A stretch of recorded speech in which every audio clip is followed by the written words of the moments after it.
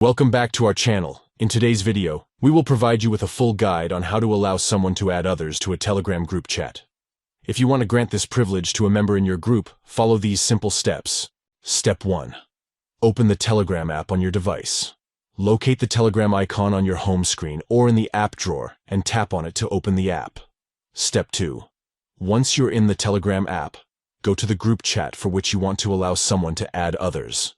Please note that you need to be an admin to perform this action, and the person you're granting this permission to should not have muted you.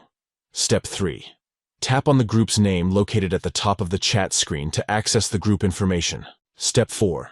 Scroll down to the Members section and locate the member whom you want to grant the permission to add others. Tap and hold on their name until a menu appears. Step 5. From the menu, select User's Permissions, or a similar option to access the user's permissions settings. Step 6. Within the user's permissions settings, locate the option to enable Add Users and toggle it on or select the appropriate option. By following these steps, you can easily allow someone in your Telegram group chat to add others, facilitating group expansion and collaboration. Thank you for watching, and we'll see you in the next video.